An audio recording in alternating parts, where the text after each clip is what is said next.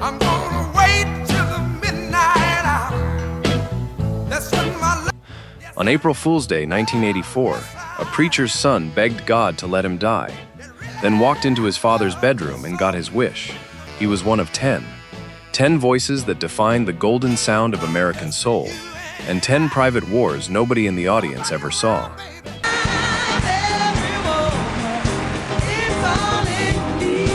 Behind the sequins and the spotlights was a decade soaked in cocaine, heroin, and silence. Musicians who filled arenas by night and chased a habit by morning, propped up by an industry that profited from their brilliance and looked away from their pain. I've got sunshine on a cloud. This is R&B Pulse Track. Tonight, we count down 10 R&B legends whose gift to the world came at a devastating personal cost, and the human beings the spotlight never let us see. Number 10, Chaka Khan, I'm Every Woman, 1978. Before she was called the Queen of Funk, Chaka Khan was a Chicago teenager who'd run with the Black Panthers before she ever picked up a microphone. Fronting Rufus from 1972, then striking out on her own with I'm Every Woman, she became one of the most electrifying vocalists of her generation, a voice Miles Davis once compared to his own trumpet, capable of turning a simple hook into something ferocious. But stardom came with a price nobody printed on the album sleeve. When her label rebranded the group Rufus and Chaka Khan, it fractured relationships inside the band and thrust a spotlight on her she wasn't fully prepared to carry. The touring schedule was relentless, the failed relationships piled up, and she began leaving her children with her grandmother just to keep working, a decision she'd carry guilt over for years. Drugs and alcohol became the way she muted feelings she didn't know how to sit with. For decades, that struggle stayed hidden behind glamorous performances and chart success. 12 #1 hits and 8 Grammy wins built on top of a quiet second life nobody watching from the audience could see. She's since admitted whole stretches of her own career are hazy to her now. The turning point didn't come from a scandal or an intervention. In 2016, the death of her friend and longtime collaborator Prince shook something loose. Khan postponed her performances and voluntarily checked herself into a rehabilitation program, calling it a decision to get healthy and stay that way, framed not as a fall from grace, but as survival. Today, Chaka Khan speaks about her addiction with rare openness and runs her own foundation supporting people battling substance abuse and domestic violence. Her voice on I'm Every Woman still sounds invincible. She'll tell you plainly she wasn't. She was just determined enough to eventually save herself. Not everyone on this list got that same chance. Number 9. Wilson Pickett, In the Midnight Hour, 1965. I'm gonna wait till the midnight hour. Jerry Wexler nicknamed him Wicked Pickett, and it fit. Few singers detonated a lyric the way Wilson Pickett did.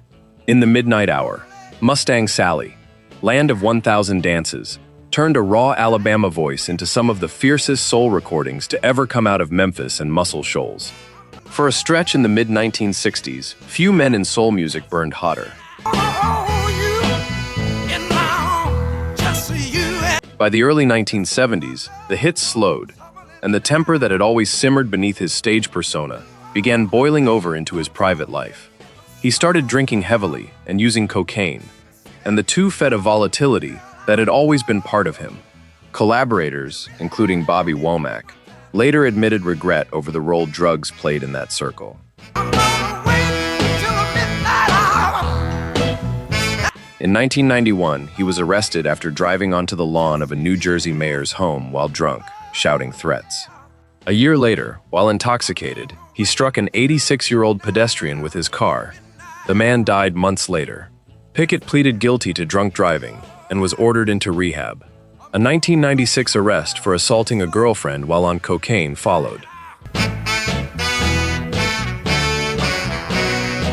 He never fully escaped the cycle, but he did slow it down. By the late 1990s, Pickett had mellowed, at least by his own standards, and released one final album, It's Harder Now, which earned a Grammy nomination. He kept performing almost until the end, dying of a heart attack in Virginia in January 2006 at 64. Wilson Pickett entered the Rock and Roll Hall of Fame in 1991, honored for a voice that shaped the sound of Southern soul. It's a strange legacy, a man remembered equally for the ferocity he brought to a stage and the wreckage he left off of it, both sides impossible to separate. His old songwriting partner nearly met the same fate. Number 8, Bobby Womack, Across 110 Street, 1972. I was a third brother of 5. Bobby Womack learned everything from Sam Cooke. Quite literally, Cooke discovered his family gospel group and mentored him as a songwriter and guitarist before Womack was even out of his teens. He wrote hits for Wilson Pickett, backed the Rolling Stones, and built a solo career crowned by the gritty, cinematic classic Across 110th Street. In every city you find the same thing going down. Womack later admitted he began experimenting with cocaine in the late 1960s, but it hardened into full addiction by the late 1970s, a period that coincided with devastating grief, including the death of his infant son, Truth, in 1976. As disco eclipsed soul on the charts, his career stalled, and the drug use accelerated alongside the disappointment. He ran in the same circles as fellow addicts like Sly Stone, a scene he later called one that claimed far too many of his friends. Through the 1980s, his output grew erratic, and record deals came and went without recapturing his earlier heights. The toll of cocaine, visible in both his finances and his reliability. I'm not saying what I did was all right. At the end of the 1980s, Womack checked himself into rehab and got clean, a decision he later called the single biggest turn of his life. Sobriety opened the door to a remarkable second act. Collaborations with a new generation of artists, critical reappraisal, and induction into the Rock and Roll Hall of Fame in 2009. On the other side of town, we catch hell. Health problems mounted in his final years, cancer, then an Alzheimer's diagnosis, before he died in 2014 at 70. His memoir, Midnight Mover, doesn't flinch from any of it. What sets his story apart from so many of his peers is that he lived long enough to tell it himself. Not everyone in that same circle was so lucky. Number 7, Sly Stone, Family Affair, 1971. It's a family affair. Few artists reshaped American music as fast as Sly Stone. With Sly and the Family Stone, one of the first major racially integrated mixed-gender bands, he fused rock, gospel, and funk into something entirely new. Dance to the music, Everyday People, Thank You, weren't just hits. They were blueprints for everyone from Prince to Miles Davis to Outkast. By 1970, the momentum that built the Family Stone was already curdling. Sly had grown dependent on cocaine and PCP, missing roughly a third of the band's scheduled shows that year. The group holed up in a Beverly Hills mansion that turned into what one biographer called a non-stop party, with Stone increasingly paranoid and obsessively overdubbing his own recordings. Studio executives complained he'd book sessions and simply not show. A 1979 concert cancellation in Chicago's Grant Park was blamed for triggering a riot. Arrests piled up through the 1980s. In 1983 alone, he was arrested for cocaine possession and spent 6 months in rehab, though by his own later admission, it barely slowed him down. It's a family affair. The decline stretched on for decades. By the 2000s, Stone had faded almost entirely from public life.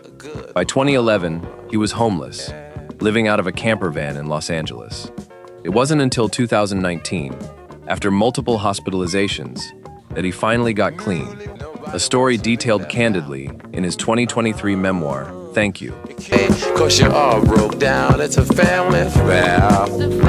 Sly Stone died in 2025 at 82, after a long battle with copity. His influence on modern music is almost impossible to overstate. Yet for decades, his own name became shorthand in the industry for a genius who let addiction swallow him whole. Number 6. James Brown, I Got You, I Feel Good, 1965. I feel good. There may never be another performer like James Brown. The godfather of soul didn't just sing.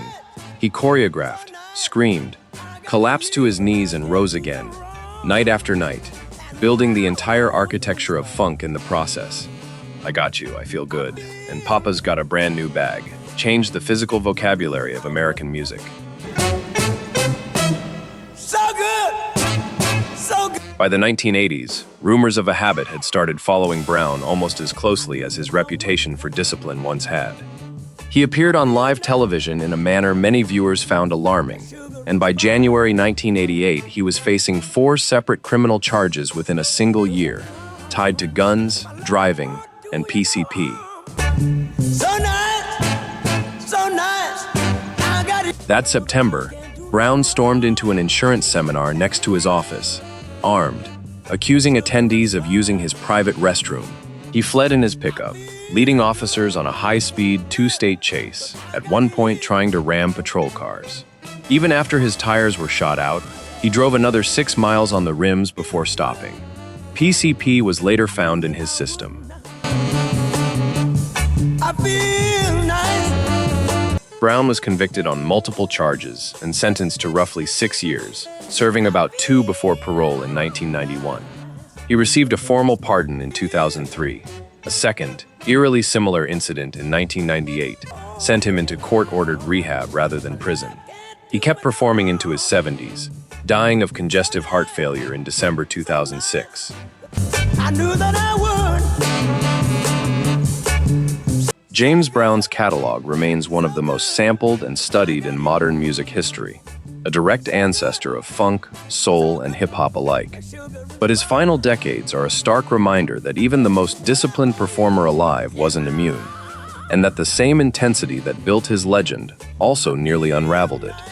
We're halfway through tonight's countdown, and if this is your first time here, welcome to R&B Pulse Track, where we go past the record sleeves and into the real stories behind the golden age of soul and R&B. If these stories are moving you, hit subscribe and turn on notifications, because 4 more legends are still ahead, and some of the heaviest chapters are still to come. Let's get back into it. Number 5, Esther Phillips, Home is Where the Hatred Is, 1972. Walking through the twilight. She was 13 years old when she started singing raw, grown-up blues under Johnny Otis's review as Little Esther, a prodigy so precocious that by 1962, she'd turned a country tune called Release Me into a #1 R&B hit. Few voices of her era could move as fluidly between blues, jazz, R&B, and pop. Never went home again. But by the time she was 20, Esther Phillips had already developed a heroin addiction that would define the next 2 decades of her life. Her career all but stalled through most of the 1960s, interrupted by stretches in and out of record deals as labels grew frustrated with an unreliability that traced directly back to her addiction, not her talent. And watch me die. The toll was steep. She cycled through periods of stability and collapse, in and out of rehabilitation, unable to hold a consistent contract, even as her voice remained as commanding as ever. It cost her steady work, financial security, and years most artists spend building a legacy instead of surviving one day to the next. I left 3 days ago. In 1972, on producer Creed Taylor's Kudu label, she recorded a young Gil Scott-Heron's Home is Where the Hatred Is, a haunting, first-person account of heroin addiction critics, recognized instantly as deeply personal, earning a Grammy nomination. One more hit followed in 1975, but by the early 1980s, steady deals had dried up for good. Far away from me as you can. And ask me. She died in 1984 at just 48, from liver and kidney failure linked to long-term drug abuse. Esther Phillips never became a household name the way some of her peers did, but her rendition of Home is Where the Hatred Is remains one of the most unflinchingly honest recordings ever made about addiction. Number 4, Gil Scott-Heron, The Bottle, 1974. You see that black boy over there running scared. His old Gil Scott-Heron was already a published novelist with a master's degree before he ever cut a record. When he did, songs like "The Revolution Will Not Be Televised" turned spoken word into a political weapon, while "The Bottle" showed a rare gift for rapping social commentary inside a genuinely danceable groove, earning him the title Godfather of Rap.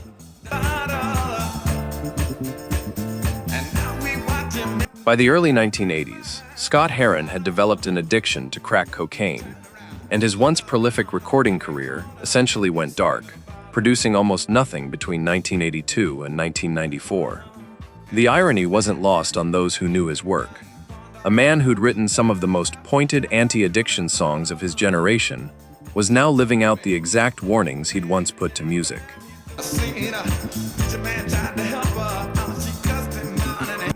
Between 2001 and 2007, he was arrested multiple times on drug possession charges, serving stretches in prison, including a sentence after leaving a court-mandated rehabilitation facility.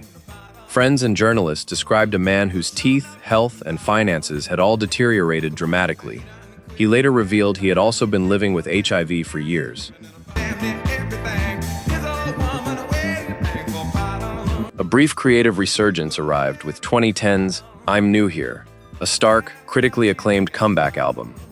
But by his own admission in interviews around that time, he was still smoking crack even as he promoted it. In the spring of 2011, after a fall at home, he checked into a New York hospital and died weeks later, at 62.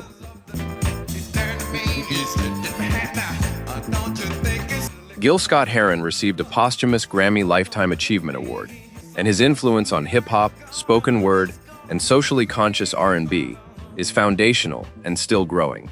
But his own life stands as one of music's most painful ironies, a man who saw addiction with total clarity in his lyrics, and still couldn't outright it in real life. Number 3, Etta James, At Last, 1961. At last. When Etta James recorded At Last in 1961, she created one of the most enduring love songs in American history, a voice so rich with vulnerability and power that it's still played at weddings 6 decades later. She could move seamlessly between blues, gospel, rock and roll, and pure pop. That same year, 1961, marked the beginning of a heroin addiction that would consume the next 2 decades of her life. In her memoir, Rage to Survive, James wrote with brutal candor about a habit that dictated nearly everything, describing how, without the drug, she was sick most of the time, and chasing it consumed whatever time was left over.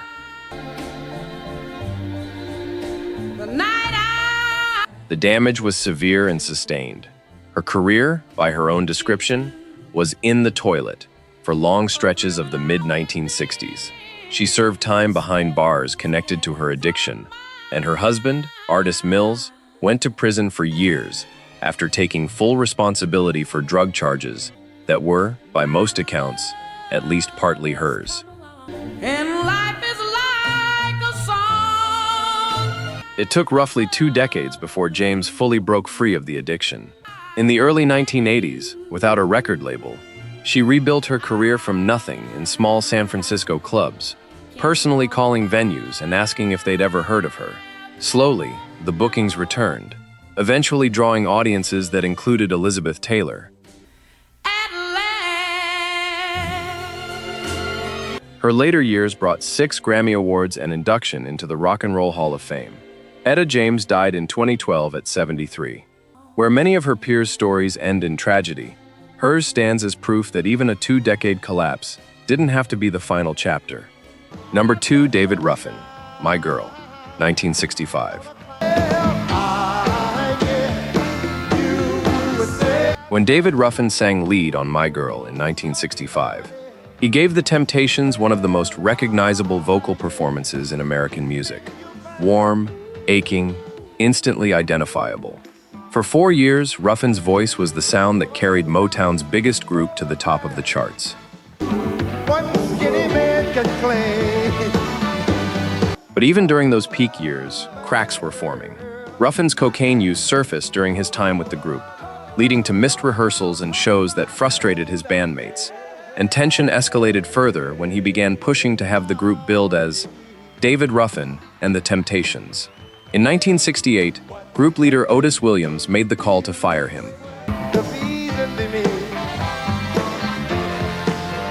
Ruffin's solo career had genuine moments of success, but the addiction that cost him his place in the Temptations never loosened its grip. Arrests followed him across the decades, including a 1988 bust for crack cocaine possession that left him, by his own account in court, penniless and living in a friend's mobile home.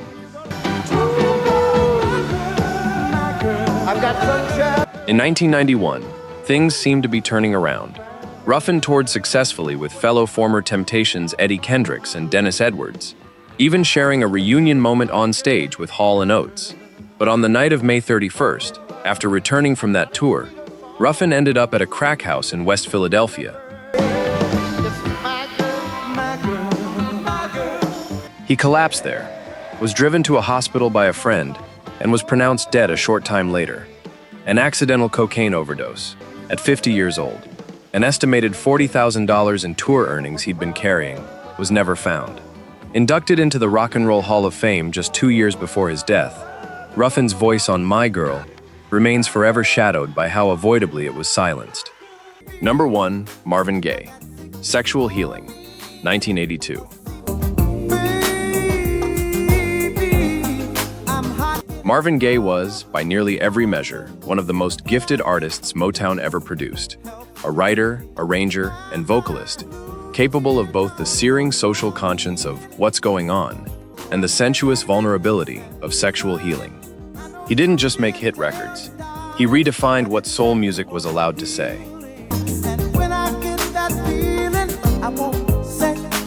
His cocaine use dated back further than most fans realize, beginning during his earliest studio sessions in the early 1960s, but it deepened into full dependency through the 1970s. It compounded a lifetime of psychological weight, a difficult, at times abusive relationship with his preacher father, 2 collapsing marriages, and mounting debt to the IRS. Living in exile in Belgium and England to escape his tax troubles, Gaye's addiction and depression deepened together. Those close to him documented multiple suicide attempts during this period, including one instance in which he ingested an ounce of cocaine in a single hour. During a 1983 Grammy telecast, he botched his own timing, later admitting the mistake came from being high. His 1983 Sexual Healing comeback tour, meant to mark his return to form, was instead marked by chaos and erratic behavior. Then, on April 1st, 1984, a volatile argument with his father turned violent. Marvin Gaye Sr. shot and killed his own son. Those closest to Gaye later said they believed some part of him had been seeking exactly that outcome. Marvin Gaye's influence on soul, R&B, and popular music at large is almost impossible to overstate. But his story remains one of the most devastating in American music. A man whose extraordinary gift and his private collapse were never really 2 separate stories at all. They were always the same one. That's our countdown of 10 R&B legends whose brilliance and struggle were impossible to separate. If their stories moved you the way they moved us to make this, subscribe to R&B Pulse Track and join us for the next chapter in the untold history of soul.